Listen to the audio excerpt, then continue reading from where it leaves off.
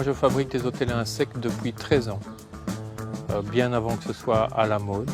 Donc maintenant que c'est à la mode, c'est devenu mon métier. Je trouve que j'ai beaucoup de chance parce que d'une passion, c'est devenu un métier. Donc ça, c'est formidable.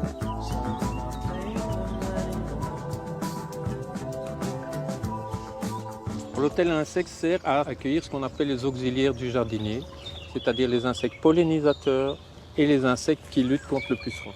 On essaye de faire des abris très ciblés pour les insectes qu'on veut accueillir. Alors là-haut, c'est la pièce pour accueillir les papillons. Ceci, c'est pour accueillir les bourdons terrestres. Cette partie ici, et c'est pour ça qu'il y a une coccinelle, c'est la partie des coccinelles et des chrysopes. Cette partie ici, les pots avec du foin dedans, accueillent le pince-oreille. Dans les trous, c'est la chambre dédiée pour l'abeille sauvage. Dans les hôtels à insectes, il y a deux grandes fonctions. Il y a les abris pour l'hiver. Les insectes viennent hiverner, comme la coccinelle. Et de l'autre fonction, c'est une fonction de ponte pour les abeilles sauvages. Il n'y a rien qui pique dans les hôtels à insectes. Les abeilles sauvages ne piquent pas. Ceux qui pourraient piquer viennent hiverner, donc ils dorment.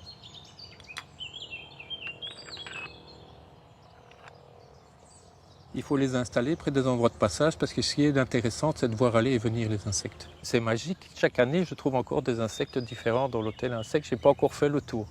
Et ça fait des années que je regarde, mais chaque année, il y a encore moyen de trouver des choses magnifiques.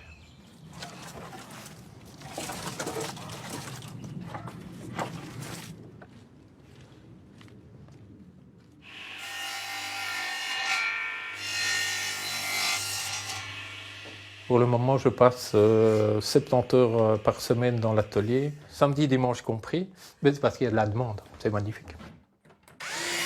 J'utilise pour faire les trous, pour accueillir les abeilles sauvages, du chêne. Et surtout, on n'utilise jamais de bois de sapin pour faire les trous. Parce que les trous qu'on peut faire dans les bois de sapin, il reste toujours des échardes, ce qui risque de blesser les abeilles quand elles rentrent et quand elles sortent. Ce serait dommage de leur arracher un morceau d'aile si on utilise du bois de sapin. Pour le moment, je termine un hôtel à insectes que je vais aller intégrer dans une façade.